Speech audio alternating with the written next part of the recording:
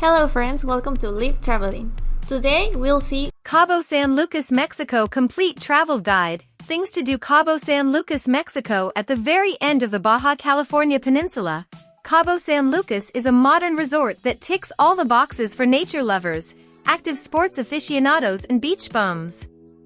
The postcard landmark in Cabo San Lucas is the Arco, a stirring natural arch in a group of tormented granite rock formations at land's end.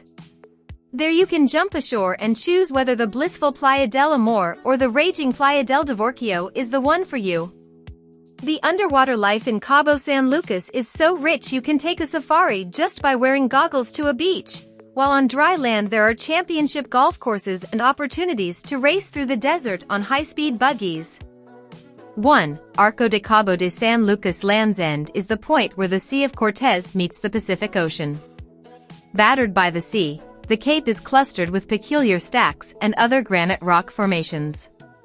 The most remarkable are the neatly rounded natural arch and slender stack, Neptune's Finger. Meanwhile, window to the Pacific is a narrow fissure in the cliffs between the Gulf and the Pacific and flooded by the raging sea. The easiest way to see it all is by water taxi or glass-bottom boat from the marina in Cabo San Lucas. You'll get the best perspective of the rocks, and should catch sight of sea lions lazing on the shelves. If you take a water taxi, you should be able to go ashore Playa Amor or Divorcio, depending on the currents on the day. 2. Playa del Amor, couched between the rocks on the north side of Land's End, is a sublime sheltered beach. You can reach it by boat and arrange to be picked up later, or, if you're taking on Mount Solmar, you can scramble over the rocks to get there on land. Playa del Amor has pristine and safe waters, without the heavy surf that buffet the Pacific side of the Cape. Allow as long as possible to unwind on the golden sand, appreciate the stark beauty of the rock formations, or go snorkeling to admire the puffer fish or rays from a distance. If you plan to spend more than an hour at Playa del Amor, remember to bring refreshments as there are only roaming vendors here. 3. Santa Maria Bay. One of the favorite spots for diving expeditions, Santa Maria Bay is an exquisite public beach on a marine reserve, 12 kilometers from Cabo San Lucas. The bay is more like a cove, with coarse sand, tucked away from the Sea of Cortez and defended by two high rocks. The water is clear and gentle enough for snorkeling, and the multicolored tropical fish aren't shy. Until recently you had to take a dirt road to get down to the beach, but this has been replaced by a new car park. Facilities like bathrooms and showers have also been installed, so it's never been more convenient to pass a few hours at this delightful beach. 4. Mount Solmar. You'll have to do a bit of research before starting this hike on Land's End, as the trailhead is on private property, a dog shelter, next to the Mexican Navy base. The route is not signposted, but given that the goal is the highest summit on the Cape, it will be easy to find your way. The climb looks forbidding but is surprisingly light, and the only real hazard comes from cactus spines.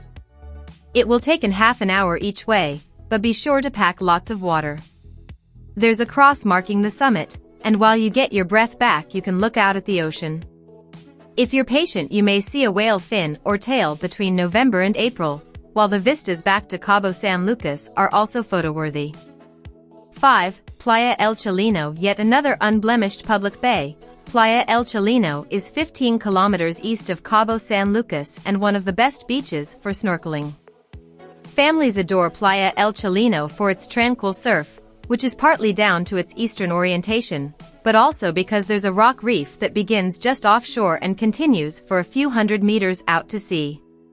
There are, however, lifeguards for extra peace of mind. Under the surface are sea urchins, live coral, rays and more than 15 species of tropical fish. Playa el Chileno also has clumps of low rock at each end where you can bathe in jacuzzi-like tidal pools.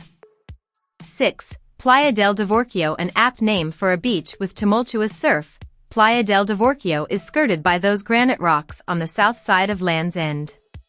Swimming is prohibited at this beach, and it's not hard to see why when you witness the waves crashing a couple of meters from the shore. But for those who don't intend to get wet, Playa del Divorcio has much more room than Playa del Amor to the north, and if you fix your gaze on the ocean you may see a flying ray or a whale breaching the surface. In the evening, Playa del Divorcio is more idyllic than its name suggests, and is a fine place to watch the sunset with a loved one. 7. Whale watching. From early November, humpback whales start to pass by Cabo San Lucas on their way down to tropical waters where the mothers give birth to calves. And then around April they start the long trip up to the more frigid waters off Alaska for the summer. Throughout the migration you stand a good chance of seeing a pod of these beautiful creatures.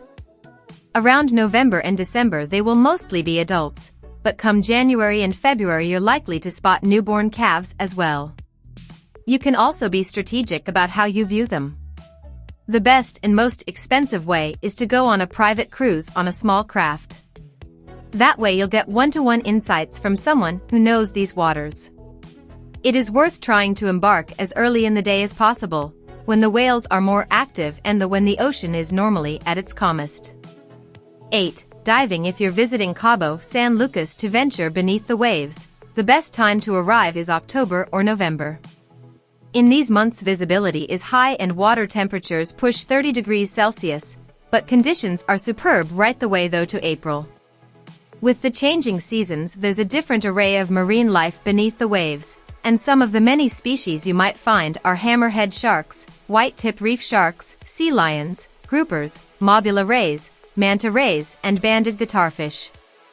Whale sharks migrate to Baja Californian waters around October, and operators like Cabo Adventures will drive you to locations like La Paz for the chance to dive and snorkel with the largest fish in the world. At a depth of 30 meters in the San Lucas Canyon you can witness the phenomenon of sand falls, caused by friction between the Pacific and North American tectonic plates. 9. Museo de Historia Natural. In downtown Cabo San Lucas, the Museo de Historia Natural goes into the natural history of Baja California Sur, studying its geology, anthropology, and botany. There are skeletons of cetaceans, reptiles and birds, as well as the remains of a Paracu woman, an ethnic group that settled the lower end of the peninsula as early as 10,000 years ago. You can also find out about the measures being taken to preserve sea turtles and observe the migration patterns of dolphins and whales. The history section has a collection of navigation instruments, documenting maritime activity around Baja California Sur over the last 500 years. 10. Parroquia de San Lucas. Having been raised in the 1970s, Cabo San Lucas isn't flush with historical sites. But this church, at the site of an old mission, was standing in some form long before the first tourists showed up in Cabo San Lucas. The mission was founded in 1730, and this simple building today has 3 rounded pediments and a single nave.